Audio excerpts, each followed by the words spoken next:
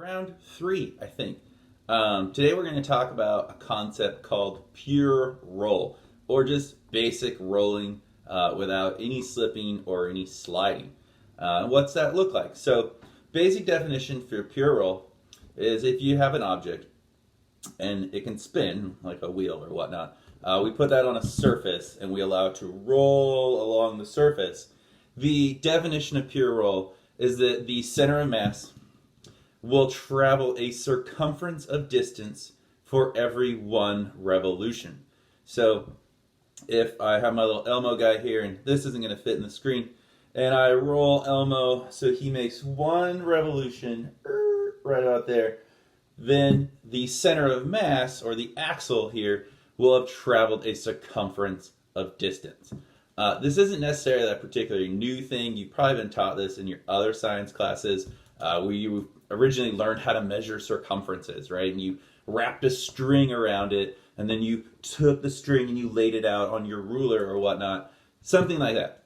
So, basic definition, pure roll. We don't have any slipping, right? This would be slipping, where we're making more revolutions per time, and we're not covering a lot of distance. Or we would have some sliding, where we're covering a lot of distance but not doing a lot of rotation. I mean, you could have a pure slide. You could be sliding and rotating just a little bit, but not pure roll. So when we've got that magical relationship that when we make one revolution, we travel a circumference of distance. Not sure how much you really care about the numbers. This is an 8-inch diameter wheel, or has a 4-inch radius.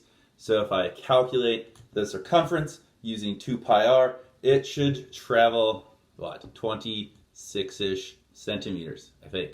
So we can test that out. Take my little Elmo guy, put him right here at 0, and do one pure roll.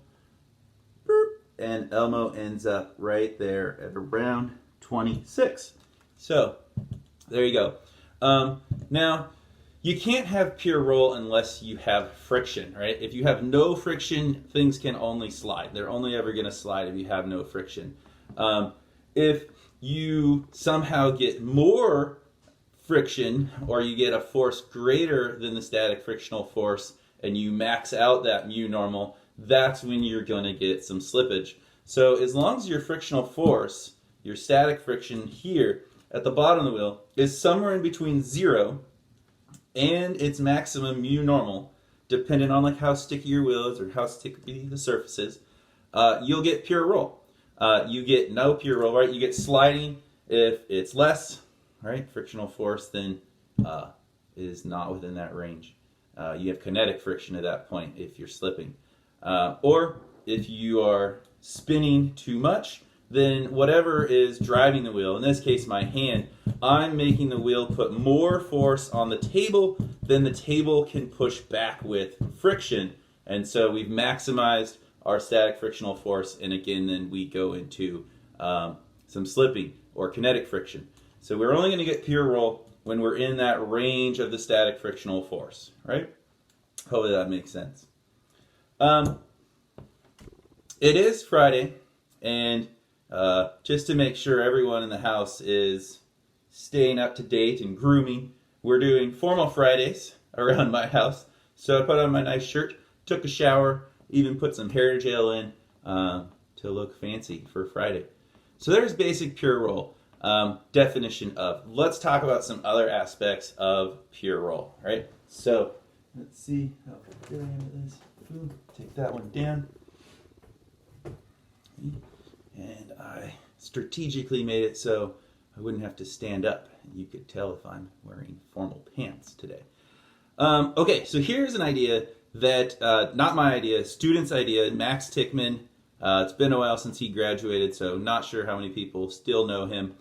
He came up with this idea called the forever lever in AP when we were talking about pure roll and rotational kinematics. Kind of an interesting idea, like what makes something keep rolling? You look at things like rolling a ball down a hallway or a bowling ball or wheels on a cart, and they seem to keep rolling, right? Like something will roll further than they will slide. And that has to do with the fact that, if you're sliding, you're going to have kinetic friction. If you are rolling, then you're dealing with static friction, which can be significantly less, right? It could be almost zero depending on how the object's rolling. As long as there's a little bit of friction, you can get that roll. So here's his idea. He calls it the forever lever, right? So as we watch our wheel rolling, it's kind of like, well, what's keeping the wheel from moving forward? In this case, we definitely have a frictional force that is to my right, left? Damn, I don't know. It's weird because the mirror image flips. So we definitely have a frictional force that is pointing from the bottom of the wheel to in this direction. That way we are causing a rotation that is in the towards me omega direction. So without that frictional force, we wouldn't get the rotation we need, right? So we need that force at the bottom of the wheel pushing that way to get it to rotate in the right-hand rule towards me direction. So what's that frictional force really doing and causing the wheel to then rotate? So Max Tegmark came up with this idea of a forever lever, right? So here is his forever lever. And his idea was that, okay, if things have mass and they have inertia, they want to stay in motion. So the center mass of the wheel here, it's got some inertia, it's got some velocity, so it's got momentum, right? This part of the wheel wants to keep moving in that direction. So the center mass is, but problem is that friction here is holding that piece in place. If I can, I'll try to overlay a photograph I have of a wheel rolling, and we can talk about how in the diagram we can see the wheel rolling, and most of the wheel is quite blurry, just like here in the video, right? And in the picture we can see that at the bottom, the only part of the wheel that's in focus is the point in contact with the ground. All the rest of the wheel looks all blurry because it's in motion on shutter speed. So the camera would open its shutter and it would take a good amount of light in so we could see the blur. And that was on purpose so that we can see that at the bottom of the wheel it's in focus and not moving, where the other parts of the wheel and further from that part is moving faster. And I think that also motivates the forever lever idea. That way. All right, doesn't matter. All right, so here's the idea. The center mass wants to keep going, so it causes the wheel to lever. But now the point of contact has changed where the center mass has not. So the contact point has now shifted over here, but that center mass still wants to keep moving forward. So it levers itself over again. New point of contact, lever. New point of contact, lever. Not doing it right. There we go, right? New point of contact, center of mass levers. New point of contact levers. Lever, lever, lever, lever, lever, lever, lever. And that's how Max Tegmark explained to me how things roll. I think it's excellent. It really drives home the point that the bottom of the wheel is stationary, and that's really, in this case, the pivot point. Now, if we move with the wheel, it looks like, okay, the wheel is rotating around its axle or its center of mass. But in a stationary frame, it's definitely not. That point of contact is changing, and that's where the concept of this forever lever comes in, because we can see the wheel using its momentum and that changing point of contact to actually roll, right, and keep rolling. Sometimes it doesn't make too much sense because we think of a wheel as a continuous object. If you think of like each one of these spokes as being one of these forever levers, and then we just have these intermediate contact points to get from one lever to the next, that kind of helps too. Or think of some old-timey wagon wheels with big wooden spokes. They're basically a bunch of levers that are connected at their endpoints. All right, so forever lever. So what does that mean then for us in terms of figuring out speeds and relationships of different points of the wheel? Well, if this point is not moving, it is stationary relative to the ground, it has a velocity of 0. And that's why we're allowed to say we have static friction, because it is not moving, relative to the ground, right? There's no slippage. So then if we move further up the wheel, This then is pointing at the center of mass. It's moving within some speed based on how far away you are from the pivot point, or in this case, the ground. So if I'm levering, just like a normal rigid object that's in rotation, then points further away from the point of rotation are moving faster according to our translational relationship, right? Velocity equals angular velocity times r. So every part on the lever has the same angular velocity. It's going through the same radians in the same amount of time. But as we move further away from this pivot point here, or contact point with the ground, it's moving faster. And we're actually using, mathematically, it looks like the same relationship as we would use with just a pure rotation. And we'd say, okay, these points, these tangential velocities are greater here at the outer edge, and the tangential velocities here near the axle are slower. And we'd use the same relationship. Keep in mind, though, they mean different things, right? When we use the translational one, we're talking about tangential velocities along the radius. Here, we're talking about kind of the same idea, but in terms of rolling, we're going from this as the point of contact, not from the center of mass, but from the point of contact up instead of from the center out. Okay, so mathematically it's the same, but a big actual difference. So there is our forever lever idea.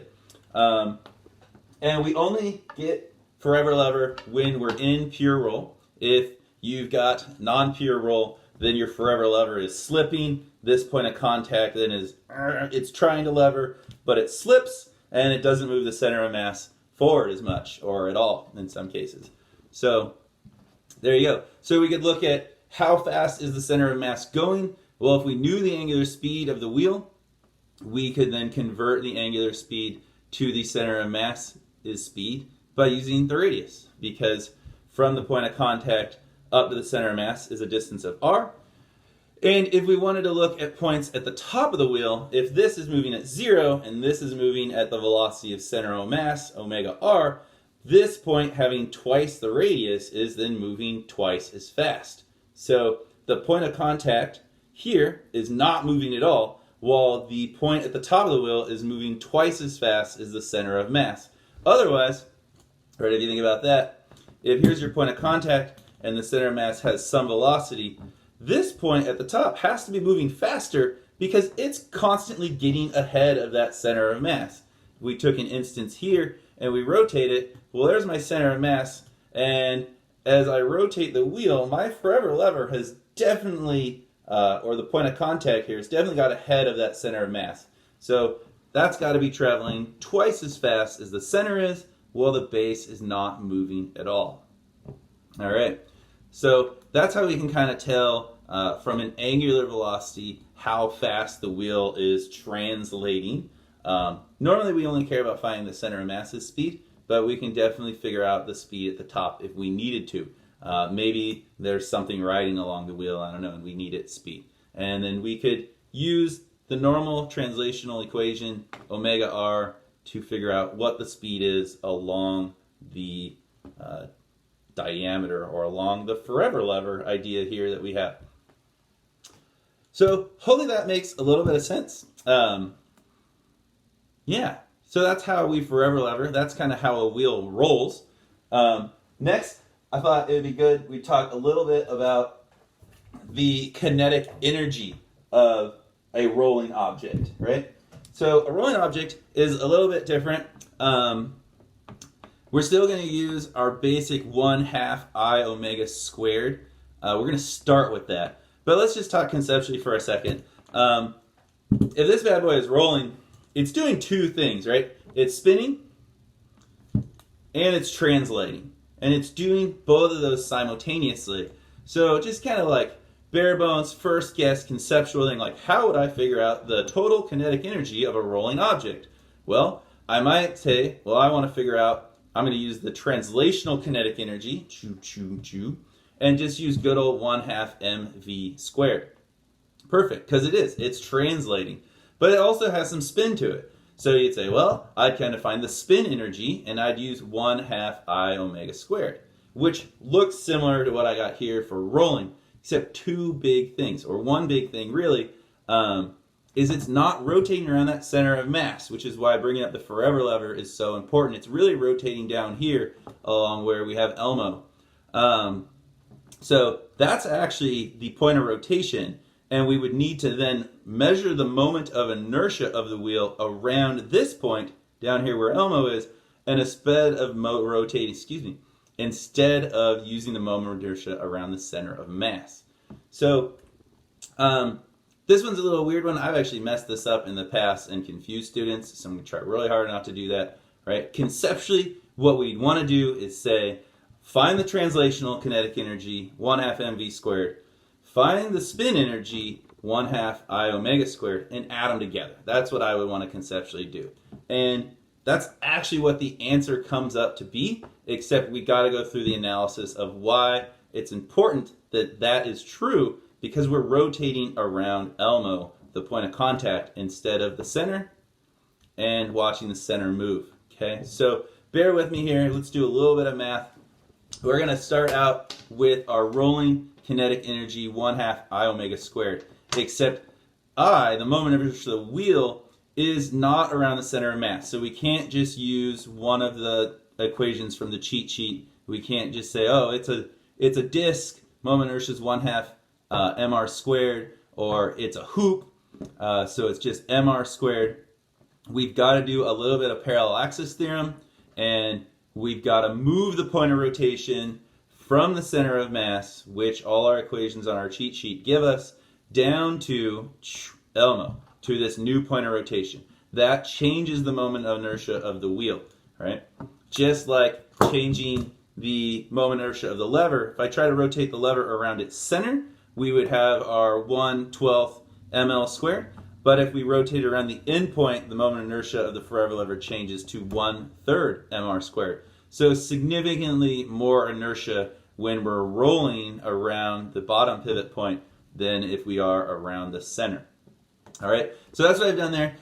Instead of using I have to know the I of the wheel, but rotating around the pivot point or the point of contact. So I've got my I center of mass plus mr squared using the parallel axis theorem. And that's pretty much it, right? Normally we'd write the parallel axis theorem with a D here, indicating the distance we've moved the axis, but in this case we've moved it R. So here's my axis of rotation, and I'm moving it down to a parallel axis that is R away from the center of mass parallel axis. So that's why we've got the plus mr squared in there for the moment inertia of the wheel. Hopefully that makes sense. Right? There's a little side notes. It's not rolling around the center of mass, so we have to use the parallel axis theorem.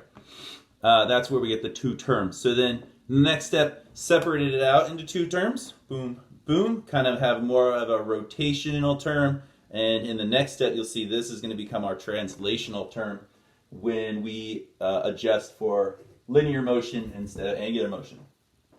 So then here we can see that this simplifies nicely to just 1/2 I omega squared, where this I is the moment of inertia around the center of mass. So this is your cheat sheet. So if it's a disk, look the one up for a disk. If it's a hoop, look the one up for a hoop. If it's a thick hoop, then use the one where the thickness of the hoop matters. And those are all in the cheat sheet, and we can talk about later. Send questions. Here, in the other term then, we got the moment of inertia of moving that parallel axis, mr squared.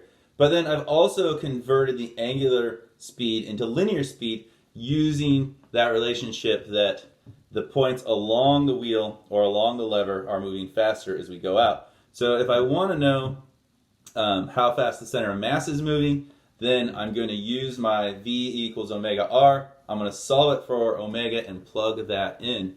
And then that's where some fancy algebra happens, right? Where then we're squaring this term, and that's going to cancel out the R in this term. So the R's end up going away, and we end up with nice two terms. We end up with I omega squared with a 1/2, but that is the center of mass, right? So that's the nice easy one. This term then simplifies down to just what we always use for kinetic energy, 1/2 mv squared. And so there you go. It actually simplifies down nicely to just the rotation part of the kinetic energy plus the translational part of the kinetic energy, and we simply add those together. So it turns out that mathematically it is what we want to have conceptually, right? We want to just take the spin energy around the center of mass and add it to that translational kinetic energy of the center of mass. And that's what it ends up being, even though the wheel is actually doing both at the same time and it's pivoting around this point here. All right? So, hopefully that makes sense. Basic how you roll. And on Fridays, we roll formally. So, have a good Friday. Again, email me any WebAssign questions you're still struggling with. The next video will be about rolling down ramps and strings. So we'll look at how we roll around different objects, right? We're going to roll down a ramp and then we'll roll down a string, which is interesting. So there you go. That's my work day for the day. Hopefully that makes sense. Get that on the website as soon as possible. Thanks. Enjoy Formal Friday.